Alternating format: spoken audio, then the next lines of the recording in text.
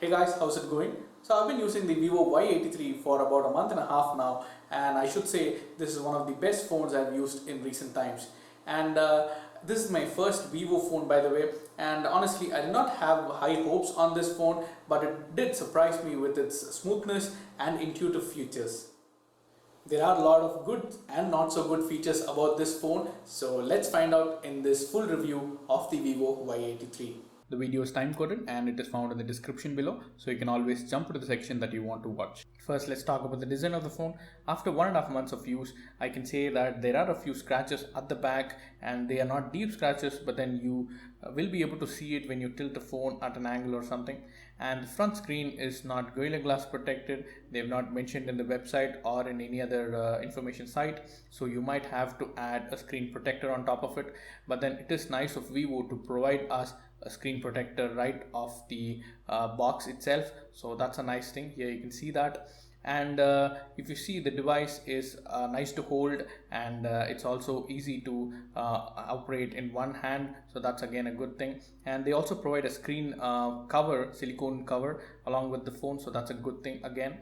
And if you see, the buttons are also quite clicky, and I didn't have any problems with them at all. And also you can see that there are separate slots for 2 SIM cards and 1 SD card as well. And next, the display. The display is a 720p IPS LCD screen, and if you talk about the display, the viewing angles are quite good, the colors are good and punchy, and it is slightly saturated, but under direct sunlight it performs poorly, and the brightness levels are not that good, and you can hardly see the screen under direct sunlight, so that's a bad thing for this phone. And watching videos are good in YouTube, but you cannot watch 1080p or 4K videos in this. The maximum resolution that you can watch videos in YouTube is 720p at 60 fps, and even having the apps run on full screen chops off a portion at the bottom, making it look like a big chin, so that's again a problem. But if we have 1080p videos stored locally, then that would run without any problems. When it comes to performance, there are two aspects that you have to see. The first one being the regular usage, and the phone performs great in regular usage, and app openings and switching between apps had no issues at all, and scrolling web pages also felt smooth and responsive. Basic tasks like calling, WhatsApp, social media, and watching content on YouTube all work great. But I have to say that there was a slight choppiness in the YouTube application, but it might get fixed in a few updates, I guess. And again, multitasking also works great. So for a regular usage, this phone is perfect. Now the second aspect would be the gaming performance, and coming to the gaming performance of this phone, we have done an in-depth comparison of the gaming powers of this phone, so you can find a card to it up above. And the phone actually works great with most of the games, and even GTA San Andreas works flawlessly. And it's a great move by Vivo to put a 720p display onto this phone, because the P22 processor can seamlessly play all the games here with this resolution. And some of our subscribers had asked us to play the PUBG game, and we tried it as well. Here are some of the footage that we took while playing the game, and it did have some frame drops and stutters, but this might as well be an optimization problem. Future updates to this app should work well with the Helio P22 processor. And as for the most part, I played many games, and a few only stuttered, but then the rest of the games played pretty smooth, and the battery drain also was quite less. So if you're planning on using this as a gaming phone, then it would not disappoint you. Cameras have become the most important feature of smartphones nowadays, and the Vivo Y83 does not disappoint as well. And we have also done a comparison with the Note 5 Pro, and here you can find the card to it. The photos in good lighting conditions come out great, and there are no issues with it at all. The portrait modes are available both in the front and rear cameras, but the quality is not that great when you compare it. It also overexposes when taking portrait shots. That is one downside which I found, and sometimes when I try to take a portrait shot, it wouldn't save as a portrait shot, so that one thing has to be fixed. And it cannot take 4K videos, and the stabilization is quite poor. There is also no autofocus while shooting video. You have to manually tap to focus, and the camera opening time is also good from lock screen as well as pressing the camera icon, as you can see. And there are various modes like all these, and the professional mode is also quite feature rich, and you can control many things like the exposure, ISO, shutter speed, etc. So for the price, I guess this phone would not disappoint you in the camera section. And again, if you need more information on the camera, you can always find that particular video I just mentioned earlier, and the link will be down in the description below. And moving on to the OS, it runs on the FunTouch OS, and that's on top of Android 8.1, and have lots to say about it. In my period of testing, this worked great and I did not have any app crashes. The OS was smooth for the most part, and the OS runs on top of Android 8.1 Oreo, and the updates are timely, and I've been getting monthly updates which improves the camera and performance. Currently the security patch is June, so that's a good sign. The OS strongly resembles iOS and does not have an app drawer. The OS is slightly different from regular Android OSs because the quick toggles are present at the bottom, mimicking the control center of the iOS.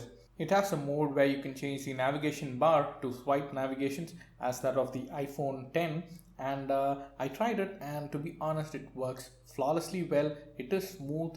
There are three bars to indicate three functions. Middle swipe is home, and middle swipe and hold will give you the recent apps. The right swipe is for back, and the left swipe for the quick toggles. This quick toggles also has recent apps where you can use them to switch or lock apps, even close the apps. Now I find the regular touch navigations bad as I'm used to swiping so much. It's great that you should try it too. A top swipe gives you a quick search bar where you can find apps and files easily. But what makes this OS great and stand apart are the features that it offers. 3-finger swipe up to take a screenshot and share it from the floating menu. It works flawlessly well, and the locking app so that you can open it via face or fingerprint unlock, so that's a good thing again. And double tap to wake and raise to wake also works great with face unlock. Native support to screen recording with voice is again a great feature that most of the phones do not offer. Swiping right or left from the bottom navigation bar will switch applications on the fly. Apart from these features that I mentioned, there are also a lot of other features that are present in this OS, and this is one of the best custom ROMs I've used in the recent past. Even though the OS is quite heavy with a lot of features, it runs smooth and great, and I never thought that a Vivo phone would impress me this much. And moving on to the battery life, the phone has a 3260 mAh battery, and I should say the battery life was pretty amazing for me. I am a medium to heavy user, and I've got a lot of social accounts as well as some push mails configured, so I usually get about 1.5 to 2 days of battery life, so that's a good deal. And the standby time also has been great for me.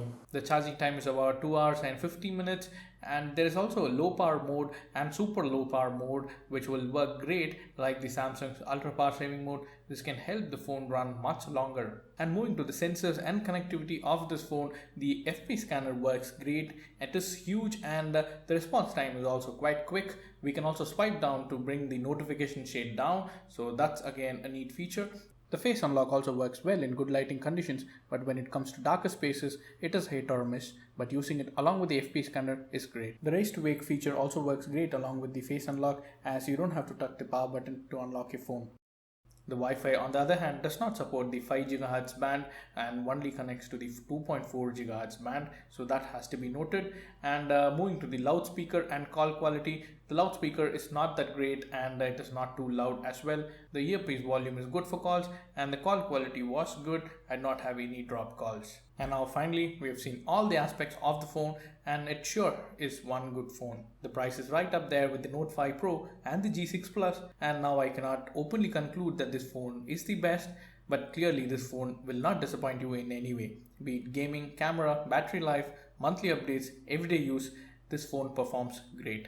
For me, the OS was the standout thing, as this phone runs smoothly and is quite feature rich. I can see in the comments that most Y83 users are happy with this phone, so don't be bogged down by the Vivo tag. This is a very good phone and I would recommend this.